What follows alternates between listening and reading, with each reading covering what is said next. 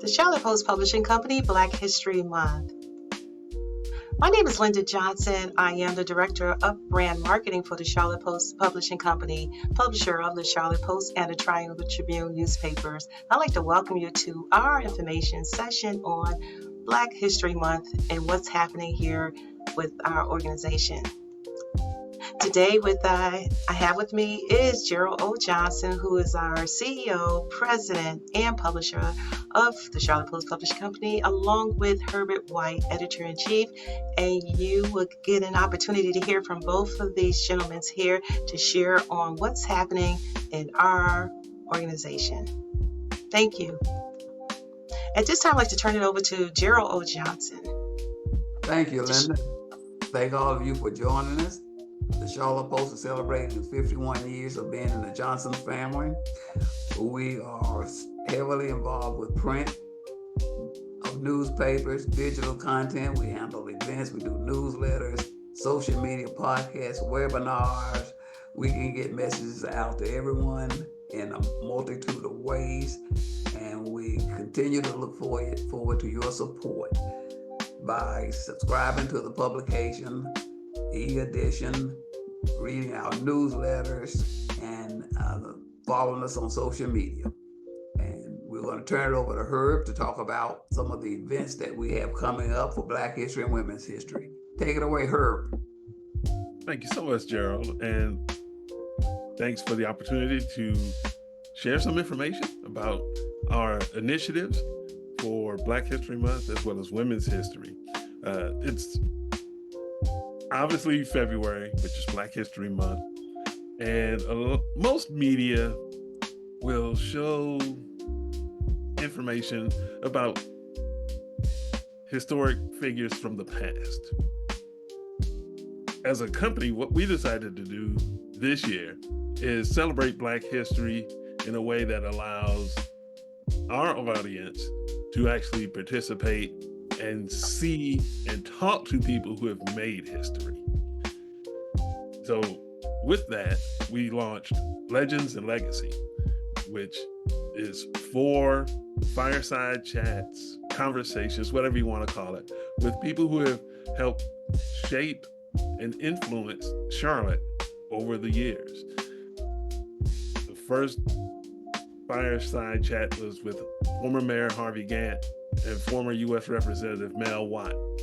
Groundbreakers in their own rights in terms of politics, civil rights, and education. Second, we had education leaders, Arthur Griffin and Wilhelmina Rembert. And then we turned the focus to media with Ken Kuntz, who was one of the first Black television reporters in Charlotte, and Fannie Flono, who was a longtime editor at the Charlotte Observer.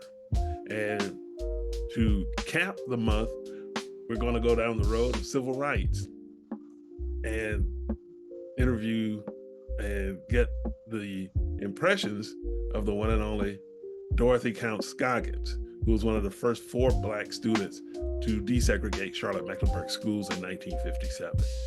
So it was a really good month for us in terms of getting participation from folks who are interested in hearing from these living legends.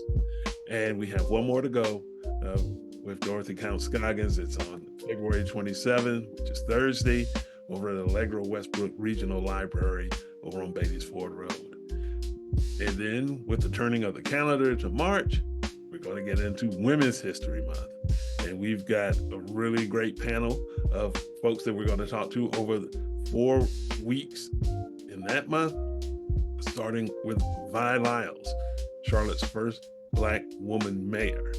And then we're going to follow it up with Terry White, who is CEO of the Charlotte Museum of History.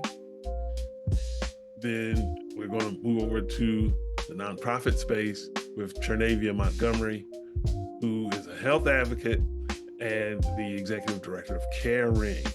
And then we're going to go into the arts with Dr. Shantae Williams, who is the general director of Opera Carolina. And so it's going to be 4 different fireside chats with these incredible women who have shaped Charlotte past and present. So it is going to be really good programming. It's new for us, and it's our way of reaching out and getting into the community and getting people involved with people that they can actually see and talk to and learn more from. All of these interviews will be recorded, so if you can't make it to the event, or if you haven't made it to one of the events, we have them all recorded so that you won't miss a thing just by going to the website and pulling down the recordings and seeing them that way. Yes, and feel free to invite your colleagues, friends, and family to join us at the library for these events, and they are free. And we'd love to have you join us as we celebrate Black History Month with the Charlotte Post. And we want to thank you, and we look forward to seeing you at these events.